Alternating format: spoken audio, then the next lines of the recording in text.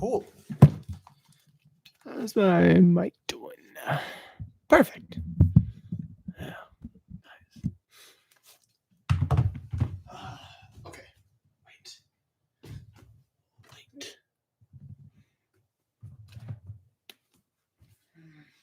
You just don't work.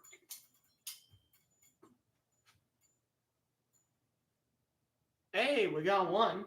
Let's go. You can. Oh. You can suggest anything in the chat, and I will do it. I mean, well, not physically. God, no. It's some ideas, basically, or questions. And he left. Woo! Let's go.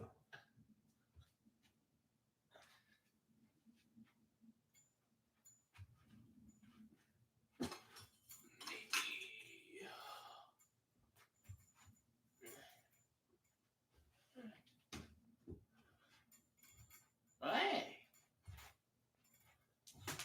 I'm just getting the lighting situation completed. I'll be back in a second.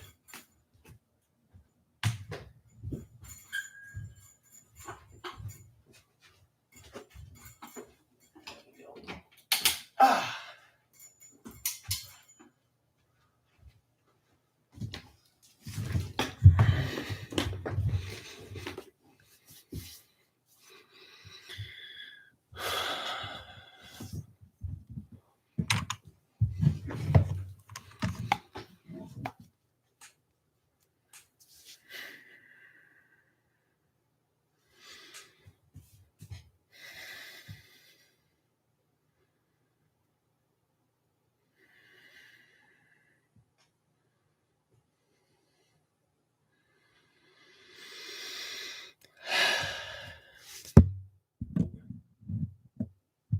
Better.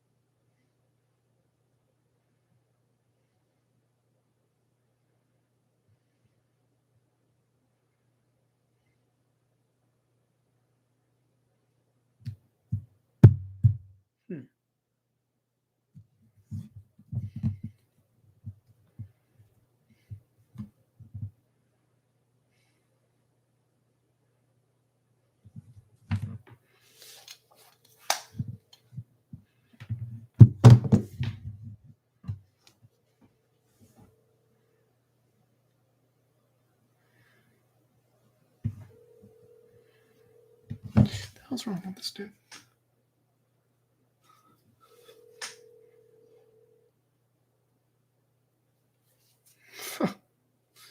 Well, anyways, yeah, no, that's but that what if is actually kind of bland, and he's gone. Nice. I think that they enter and then realize that like nobody else is here. They're like, I don't want to be the first, and they're like, they leave. That's probably what it is.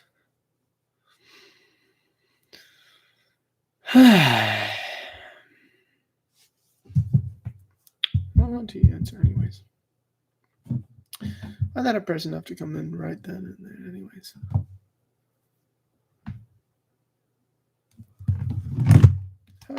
How is my talking from here? Is it good? I would say that's good, right?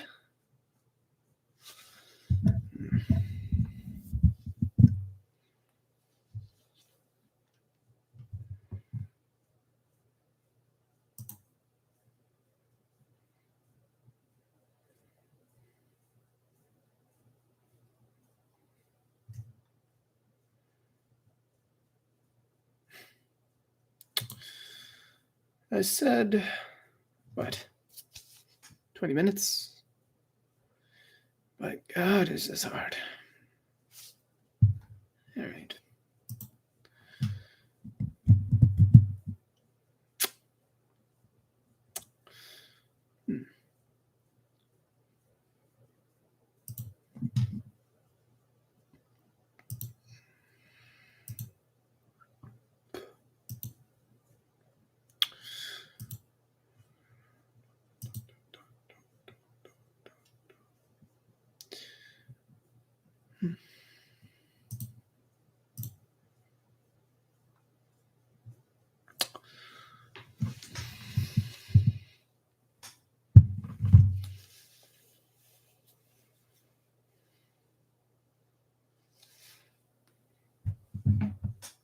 What if it's the same guy?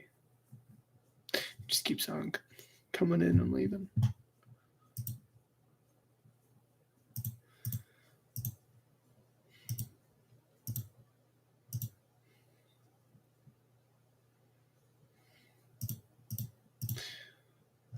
All right. Well, that what if idea is actually pretty good. I mean, Deku having a fire breathing quirk. I mean, it's a combination actually between his father and his mother's.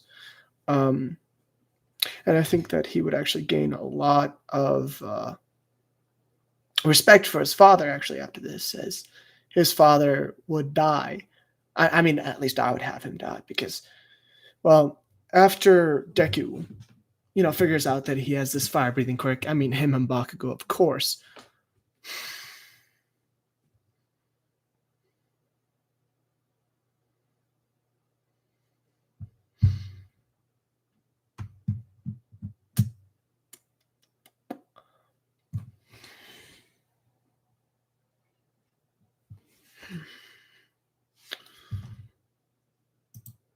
Do I need to have background music? I think I need to have background music, yeah.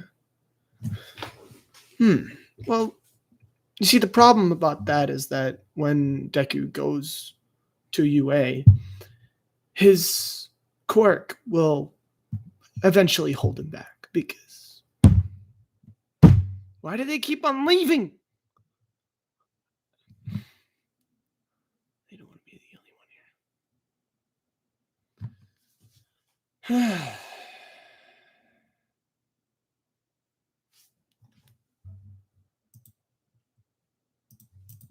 Smooth jazz.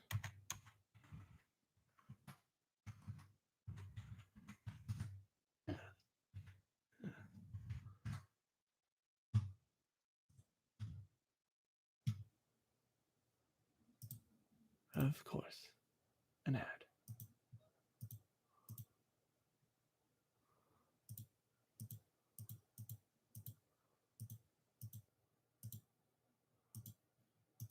Yes.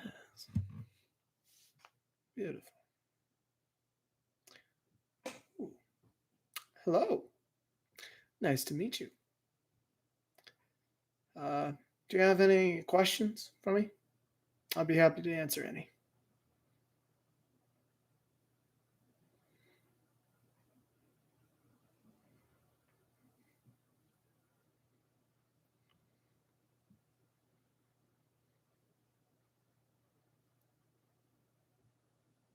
It could be a what if idea, or just a question about what I do, really.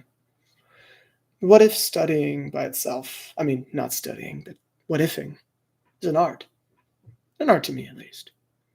It's the art of creating, taking what is there and then shifting it to something completely new. And many actually do, as I do, will change completely what the original What If was about. After all, Deku to me is one of the worst characters, well, main characters I have ever seen. He's bland, weak. He doesn't really resemble what I've always wanted to be. No. So, Deku, I changed him completely. Something I molded.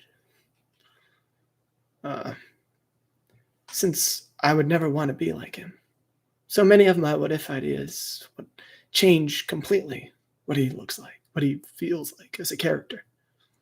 It changes personality, it changes everything. And that's represented through their quirks, correct? So usually whatever the what if is about, whatever his new quirk is, or even if isn't a quirk, it still represents a lot about them. So let's take, for example, my most recent one. What if Deku was trapped in an escape room where basically he had to deal with the seven deadly sins? He had to conquer his demons. However, he was so built up by rage that he had smashed completely the whole entire escape room to leave. So, in the end, he became more of a sin than anything that was in the escape room. I found that poetic because he ended up becoming this major villain out of hate for everybody that had forced him into that horrible, horrible place. Yeah, I like what ifs too. They're fun. What ifs are unique. They provide a very stable platform for all of us. I mean, we may be the underdogs when it comes to creators. That doesn't mean we don't try our hardest. I mean, I try my hardest every single day, trying to make the best what ifs for those who are in my community. I like to watch the what if community grow too. It all really is wholesome to me, the what if community. Although there may be quite a lot of us, there's a lot of competition. However, I find that it's calming to me. It gives me purpose. And that way I need what ifing just as much as, well, what ifing does for me. What ifing, it's not a high. No. Something that every what ifer complicates. Every single what ifer needs.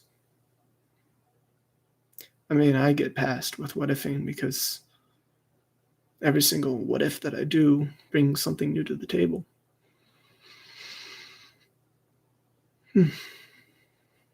I really do find what ifing enjoyable. By the way, can you hear the music in the background? Just a question to you. Even if you're. Oh. Oh. I'm an idiot. I've been playing music this whole time. My God. Alright. I have supremely messed up. I'm so sorry. There should have been music playing in the background of this right now.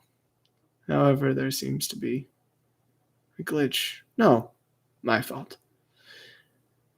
Anyways, did you have anything else to suggest, possibly?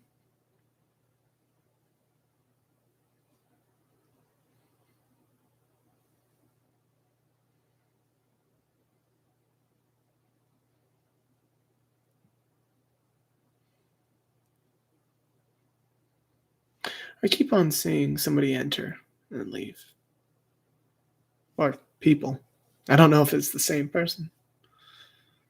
What if Deku had Omnitrix? Very fun, very fun. I've seen it quite a lot, but what if Deku had an Omnitrix? I had watched Ben 10 when I was younger, and what had always stuck out to me was that first episode because it was like the side characters actually helped Ben 10. It was different because Ben 10 himself was not that powerful. It was very simple shifts, and he struggled a lot. Now, I would say that what if Deku would had an Omnitrix? I would say that it would happen before he gets All for One. So basically, Deku, when gaining the Omnitrix, like it falls down from the sky, this beautiful starlit sky, it smashes down in his front yard. Both his parents, well, his just his mother, gets up in shock and tells him to go out and, take care of it, whatever it may be. Maybe it's the dog barking or whatever, but it was massive, whatever it was. All the rest of the neighbors wake up, however, don't go outside just yet. Deku walks out to it, wielding a stick as his only weapon. In the darkness, he finally finds a metallic-shaped pod. He puts his left hand onto it as it opens up, making a strange noise in that fashion, some sort of alien-like noise. As then the bracelet starts to hover in the middle of the air. It's so shiny and beautiful. He wants to reach out and touch it. However, the green light is far too much for his dark brown eyes. I mean, he's still sleepy. So he just can't quite see it as it hovers above his head. He reaches out for it, however, he touches the brim of it as it immediately goes red and falls down to the floor. The red light now adjusted to his eyes. He picks it up, wondering what it could possibly be from. Who could have sent it? However, he has no choice for that, for his mother already came outside, calling him in from this night.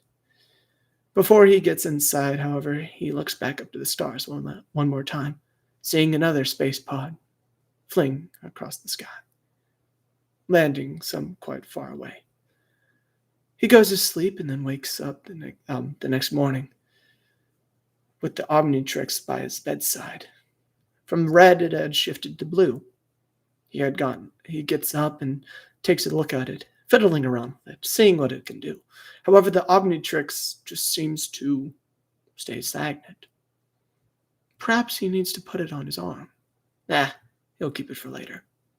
He puts it in his pocket as he starts to head to school. This was the last day of school before summer. Of course, the teacher, saying that, who cares about going to any other schools when you're going to My Hero Academia, as he throws it up in the air, all the sheets of paper. All the students in the class watching this, go wild.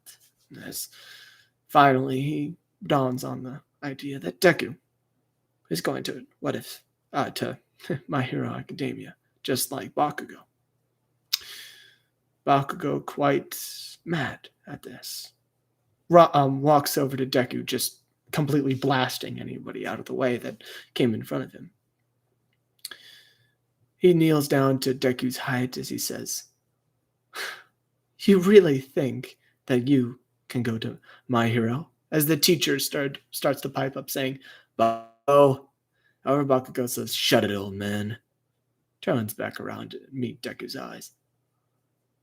"You better watch your back, kid, or else you get blasted." As, sparks start to light up in his hand. However, he just spits back down in his seat, looking back up to the teacher as he huddles, keeping his swag. The rest of the day goes on as normal. That Omnitrix, however, that was in his pocket, had started to act up as Bakugo got nearer, until Bakugo was in the same scene with Deku on the rooftop as Bakugo held his book and thrown it over the roof into the telling him to take a swine dive off of the roof, and maybe he'll get a new quirk when he is revived. Deku looks down and looks back up. Maybe this thing can give me the power to defeat this imbecile. Maybe. However, Bakugo already starts walking off the roof, but Deku, well, quite foolishly, takes a step towards Bakugo and throws a punch, but it scars him across the face. But Bakugo is quick to react as he comes back with a punch to the stomach, and then he kicks the head of Deku, as then Deku goes off farther than Bakugo had anticipated, as Deku teeters towards the corner of the what do you call it? The ceiling, basically, to the corner. As once he's on the corner, he basically falls. As he's in this free fall state, he's seeing his life flash before his eyes. He's seeing all the times that Bakugo had bullied him. He's seeing all the times that he had regretted not speaking up. And he regretted his life. And this free fall state, however, he says, no, my life's worth living. No. I still have the bracelet. As it falls in the air, he catches onto it before he hits the ground, but then something catches him as a massive thud is shocked throughout, the city. He looks up to his savior thinking, a hero? Quite the opposite. Do you know any Ben 10 villains? Because I sure don't. Please suggest any villain from my Ben 10, and also tell me their quirks. That'd be great. I mean, powers. Sorry, I'm such in the My Hero mind that I can't get my head away from it.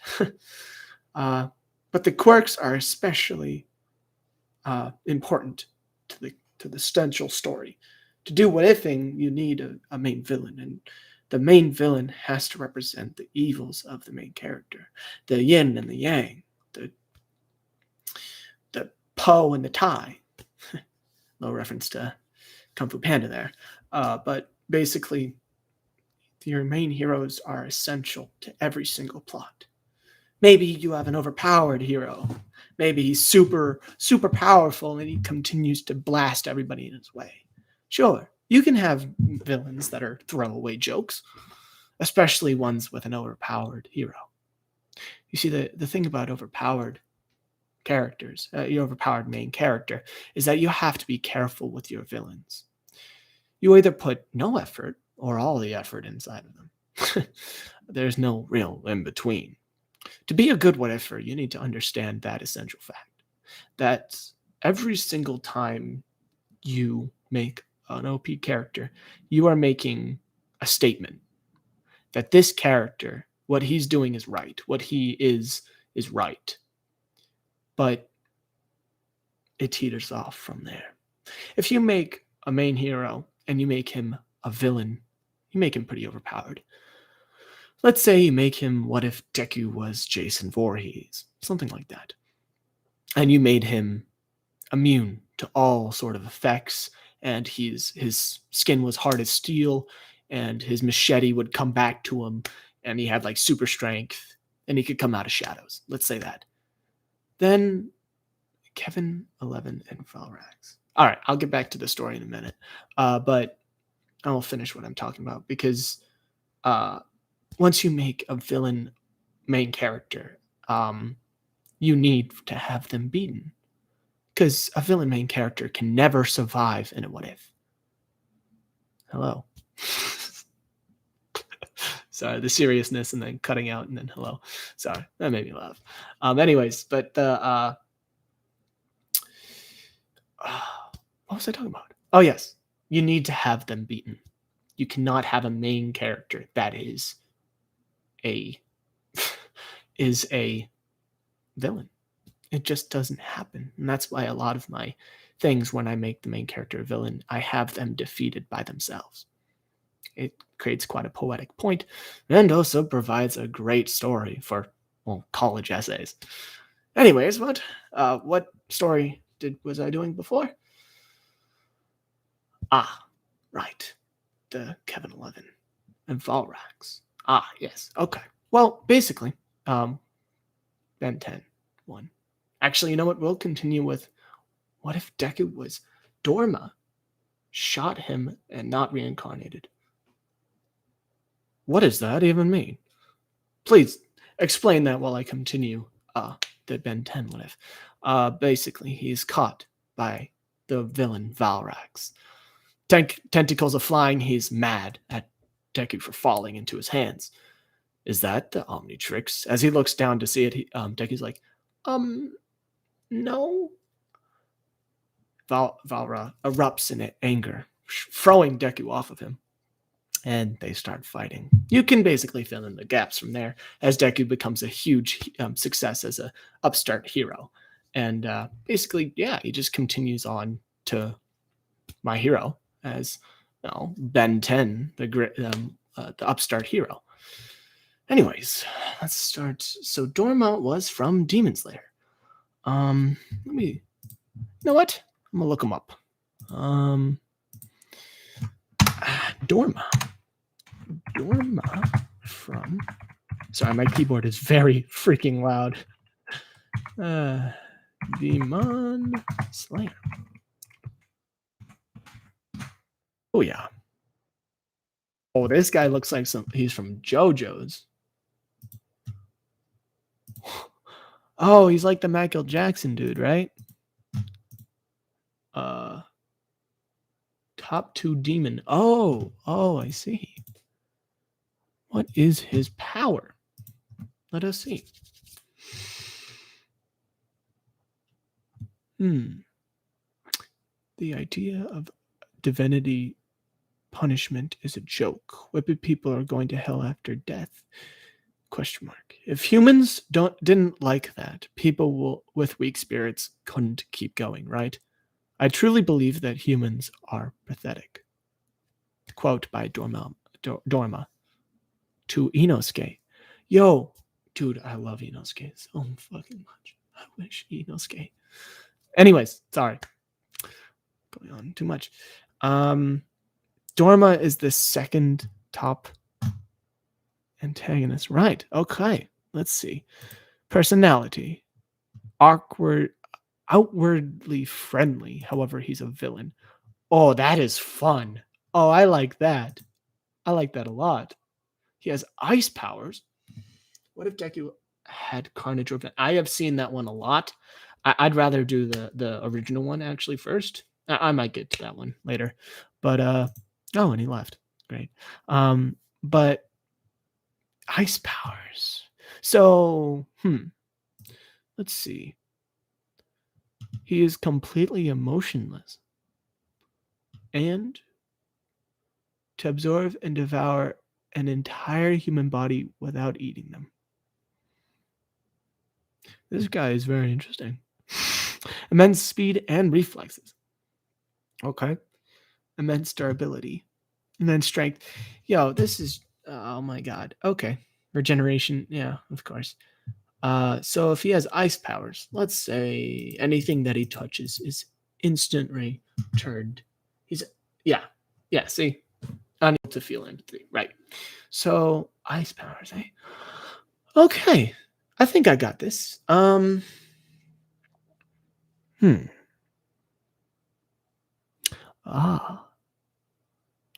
got it. So, what were, the wife to Endeavor? I forgot her name.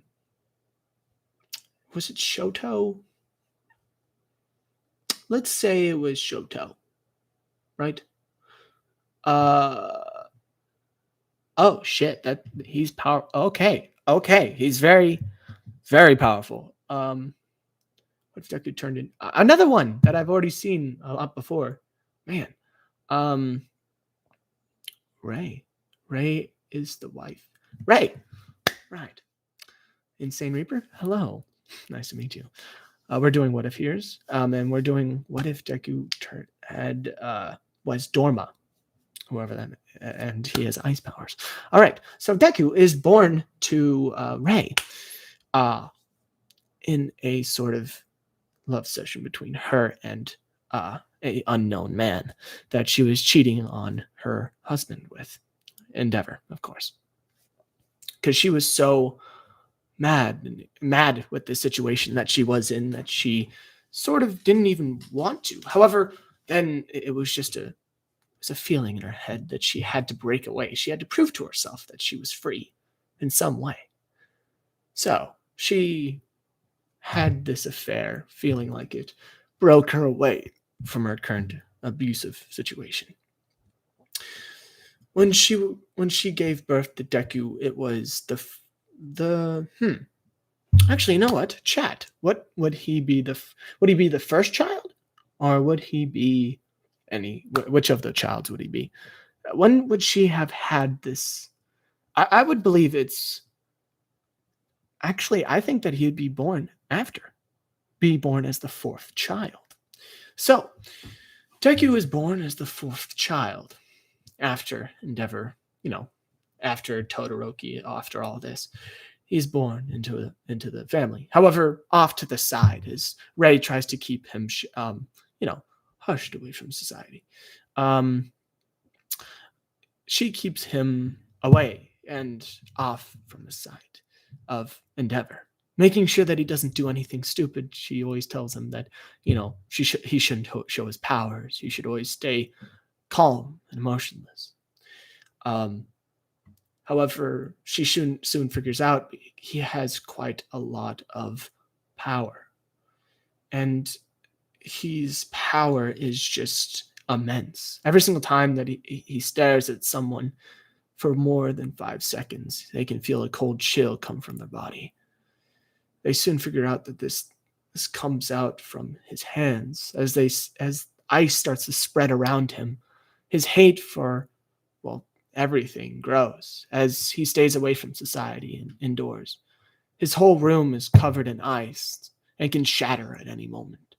He barely even touches one of the stools inside of his room, and it just falls over and shatters completely. Rei starts to get concerned for Deku's mental stability. Deku, the age of, let's say, 13, when I would say, he has a disease. Wait, do you suggest that for Deku or or are you saying that that's what happened to the original guy, wherever his name was? Please answer at any time. I'm thinking that you're saying about the original character, because this Deku, he is known for just being ice cold. I see. Just giving facts. So then Deku himself is not ice cold because of a disease. He is ice cold because of how he was raised to keep his emotions tucked under. Until he breaks out when he's about 14, and his older brother Todoroki is about, let's say, 16. Isn't that right for when they go into high school? Deku breaks out of the shackled up house, his sort of cocoon that was made by his mother, as he goes out into the city life finally, breathing a breath of fresh air. He walks, as then it starts raining. He walks outside of his window onto the balcony. Under his feet cause icicles, and it causes a line of ice start to form under his feet. He walks out into the hovering over the city on a plane of glass. And, this ice walkway extends out for miles as he gets a nice view of the world. As people wonder why it's already snowing, just by his breath, the world starts to freeze. It starts to colderize.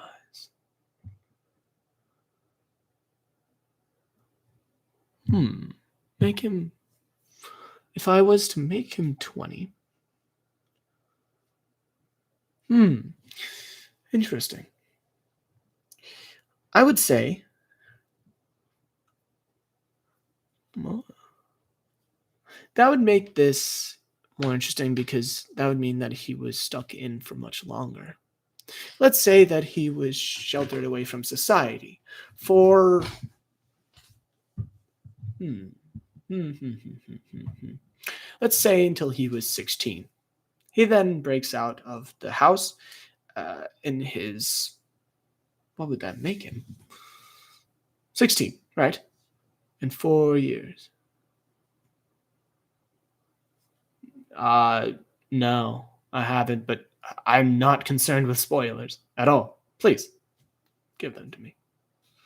Spoil the whole thing. I don't care. I don't really care about the original Deku, anyways. The original manga, though, the original Deku himself. I mean no disrespect by doing these what ifs. My what ifs are only made from my interest. What if Deku and Bakugo?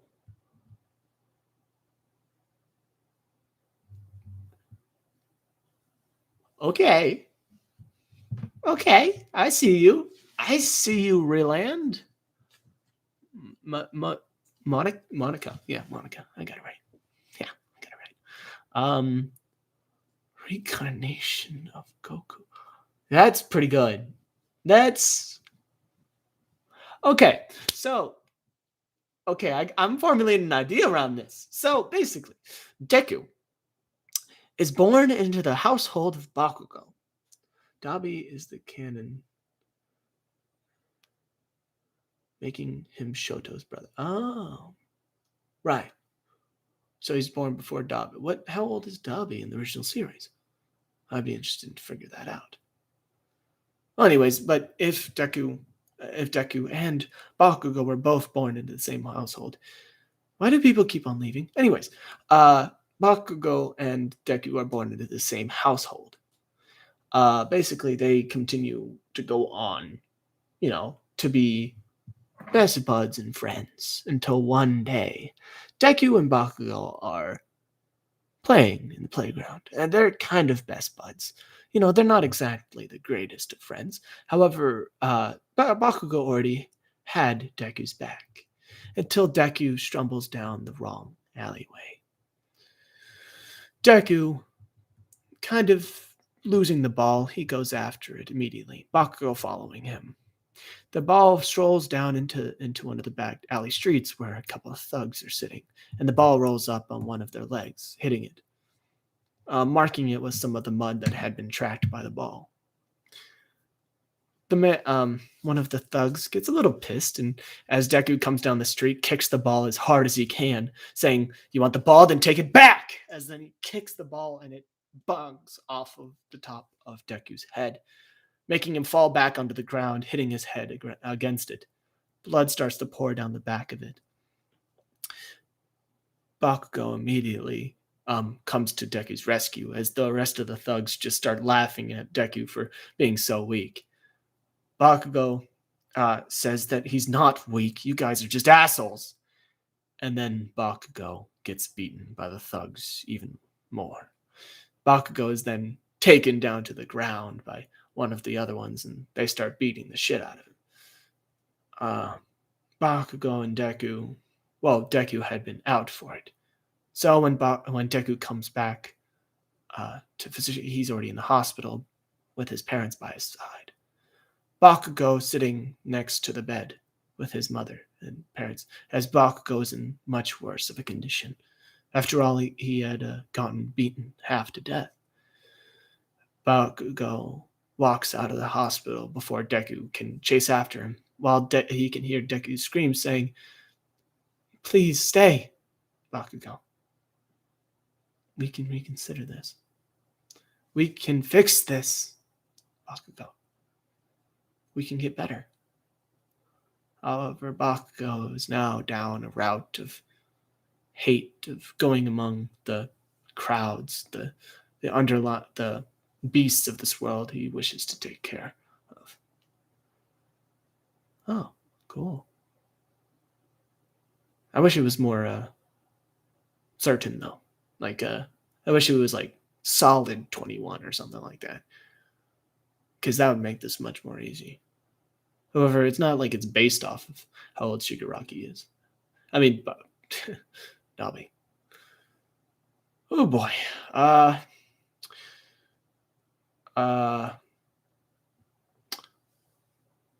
that's about the time that I have for today.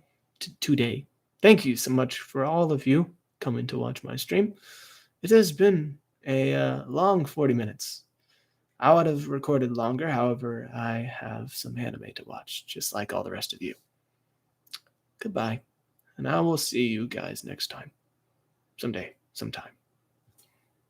Goodbye.